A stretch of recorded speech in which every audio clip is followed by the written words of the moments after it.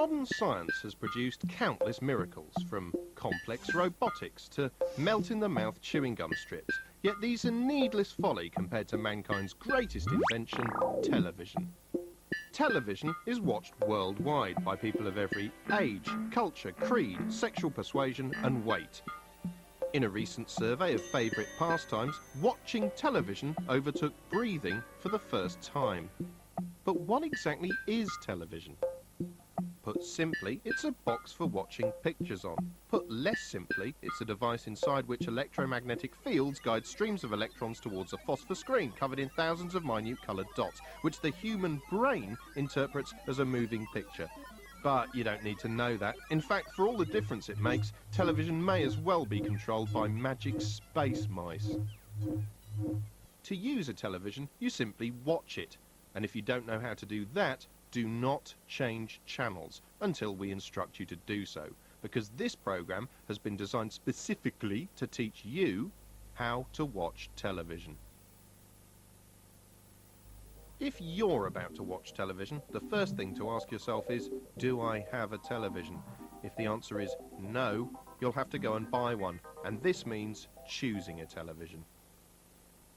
In the early days of broadcasting, all television sets looked like this.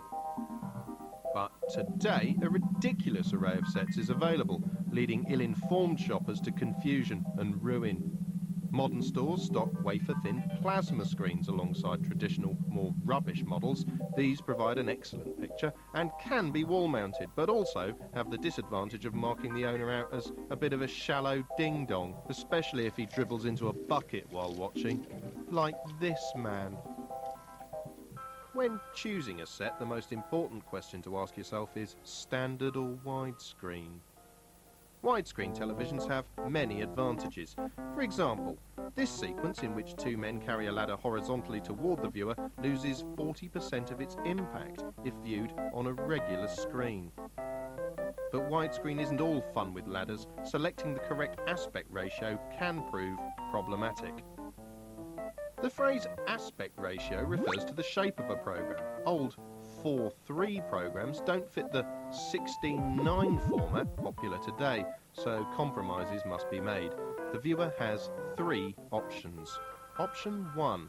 Watch the action in a compact box in the centre of the screen. Blah, blah, blah, news, news, news, news. This news, can blah, be frustrating blah, due to the blah, area blah, wasted blah, on blah, either blah, side. figures going Intellectual up, viewers blah, might blah, like to use this coming space up, to make blah, notes on the blah, broadcast blah, using a blah, dry news, white marker, news, although this will probably annoy others in the room, blah, particularly blah, if your comments are ill-informed and puerile. scientific report, city news, sports news, weather. Option 2. Zoom in until the entire screen is filled. We got a graph that come up, poll results, figures, scientific report. Again, this is less than ideal, since important captions and information often disappear from view. For instance, anyone watching this news bulletin in zoom-in mode is missing vital information. And a new report on that and a report on this. Option 3. Stretch the image to fill both sides. Live report, interview coming up, blah, blah, blah, report. Stretching is perhaps the least rewarding option of all, with the image distorted to the point of incomprehension until the viewer feels drunk and disorientated. Only an idiot watches television like this. It is an idiot's solution. And bulletin which come in from the field and from the reporter who is in the field.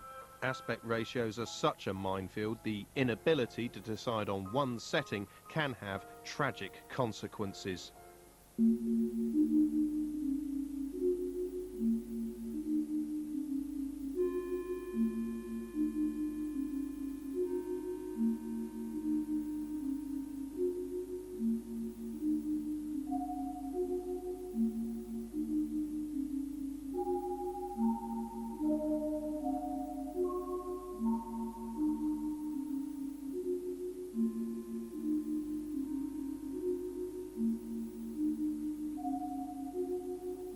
Fortunately, since most modern broadcasts are widescreen from birth, both standard format televisions and violent rampages are now obsolete.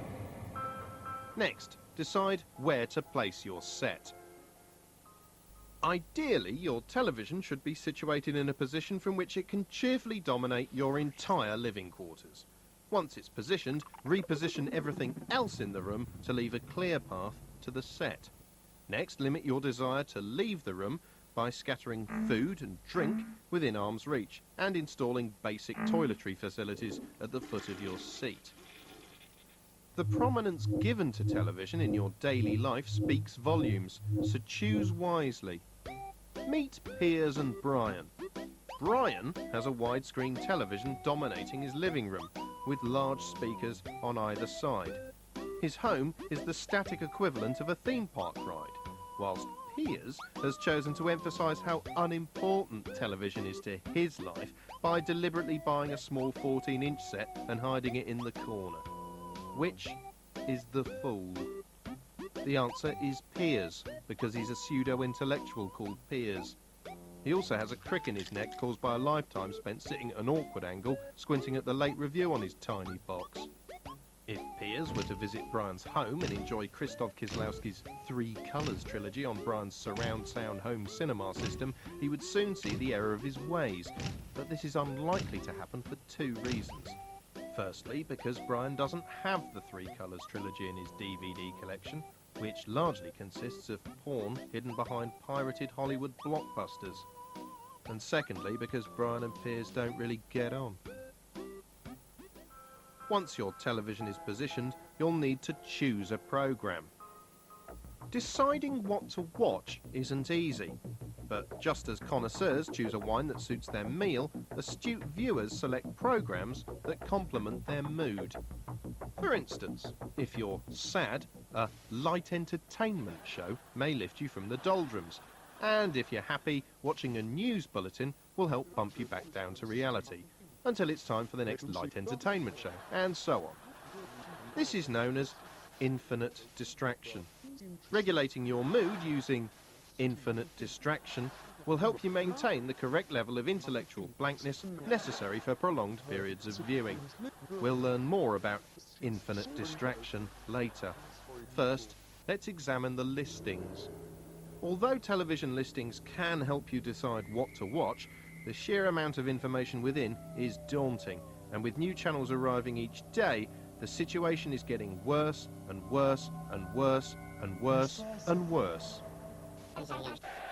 This video from the National Televisual Research Laboratory demonstrates just how dangerous such proliferation of choice can be. This man has been channel surfing for the past 89 hours. Having failed to decide what to watch before switching his set on, he's come adrift in a sea of endless disappointment, which is the precise opposite of infinite distraction. Continually suspecting there's probably something better on the other side, he moves from channel to channel with the desperation of a starving desert hound. Sometime later, he finally expires.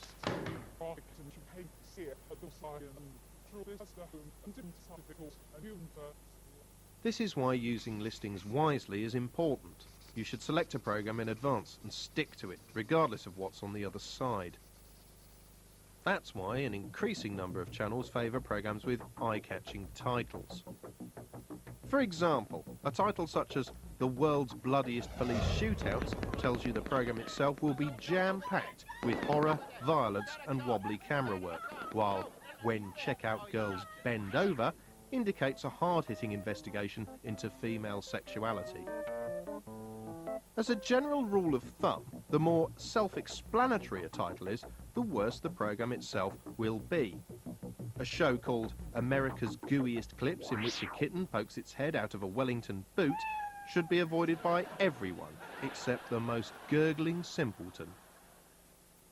A title consisting of a single forename or surname is almost certainly a daytime talk show, such as Trisha or Kilroy.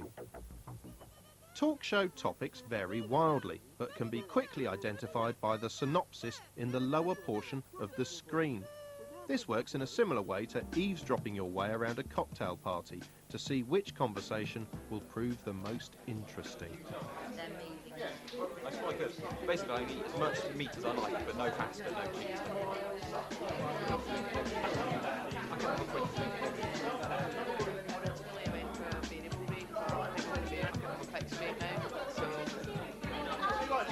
Your way out of a paper bag. You can shut up, or you can both shut up. It's my baby. I'll take any test. Yeah, I'll take any.